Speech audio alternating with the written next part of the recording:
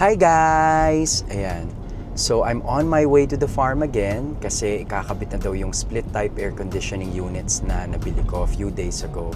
Gusto ko lang kasing ma-make sure na walang mga eyesore, yung mga tubo-tubo, di ba? So, may mga instructions naman ako na naibigay dun sa foreman ng contractor namin, but I just wanna make sure, di ba? Sabi nga nila, inspect what you expect. O, di ba? Kaya nasa bayan na tayo ng Liliw. So, from here, it's just 15-minute drive to the farm. Guys, you wanna see something creepy? Wait lang. Ayan guys, oh. Ba't ba nagpapatayo ng mga ganang klase ng ano? Imagine niyo guys, dadaan kayo doon ng gabi, tas nabaliktad. Diba? Scary. So, andito na ako sa farm, tapos syempre, ang sumalubong sa akin ay si Tanggol. Ayan. Tingnan nga natin kung anong ginagawa itong mga nagkakabit ng aircon. Ayan, nalagay na rin pala yung handrails. O, para naman naging grand staircase na ito sa taas. Ano? Diba? O, saka papadagdag namin ng steps para na siyang naging grand staircase. May grand staircase ang kubo, guys. Ayan. Tingnan nga natin. Oro, plata, mata, oro, plata, mata, oro, plata, mata, oro. Yan. So guys, ikakabit na yung air conditioning units. Andito na yung mga magkakabit.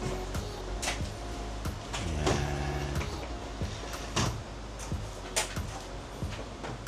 Yay! Say hi, Marlu. Hi. Sir, ito po na kapag-abang po na saksakan ng aircon, papagawan mo na lang po sa electrician. Pwede pong pagawan na lang namin yung circuit breaker, parang ganon. Oo, sige, papagawan na lang namin, oo. Wala ba tayo nun, Merlu? Hindi ba bumili nun si Foreman? Ah, okay. Sige. Meron ba kayo nun? Wala. Ah, wala kayo. Ah, okay. Guys, unfortunately, hindi nakasama sa footage, but after deliberation, we've decided na ilagay na lang yung circuit breaker sa ilalim ng kasita para less eyesore. O, diba? Masan daw po mainam na ilagay yung kung idediretso ba nilang pababang ganon o itatabi nila doon sa parang kornisa na dyan? Oo, yan. O, yung para mas magandang tingnan or itatabi natin doon sa guhit. Oo.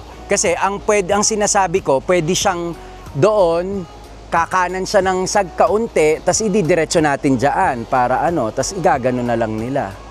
Anong tingin mo? Oo, yan, dyan. Tapos, parang gano'n na nga ang or gusto mo, diretso na. Mas maganda, hindi, yung mas magandang tingin mo. Pa straight. Oh, pwede naman. Oo nga, parang isa na lang siyang diretso. Oo. And guys, so meron na yung dingding ng tiles. Wala pa lang yung sa may baba, but the walls are already completed. Ayan. Nice. Guys, ganyan sila maggawa ng mga hagdanan. So, parang meron silang mga molde, tapos pinapatuyo nila, tapos tsaka nila ipapatong dito sa sa patungan. Yan. Gusto ko mag-swimming, ang init. Kaso wala na naman akong baon na brief. Ayan. Papunta na naman kami sa ilog para mag-swimming. Yan. Ang init kasi.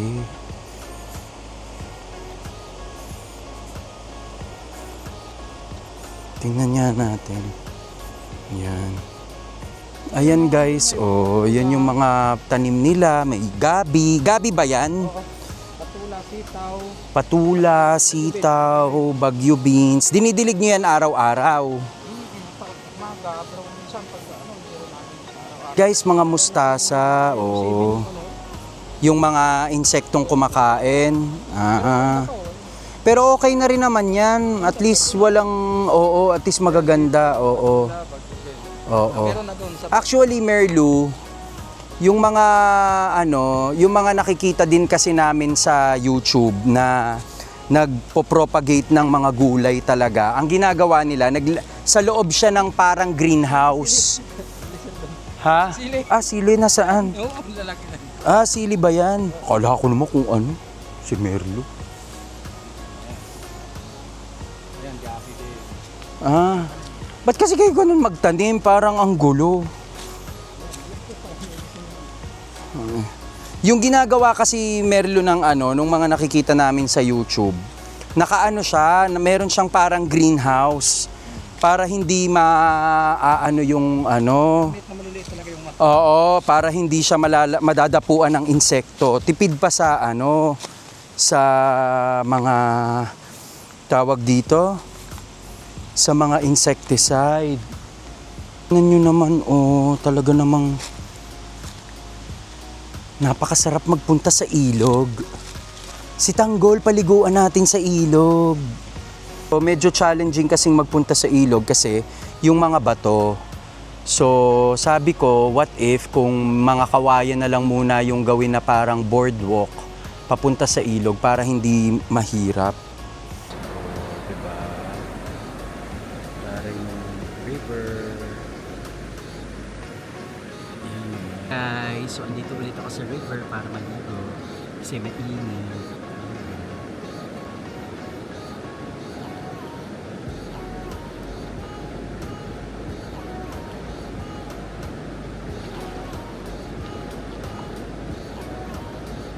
Tanggol! Sabi ko sa'yo eh. Tanggol! Uwi na.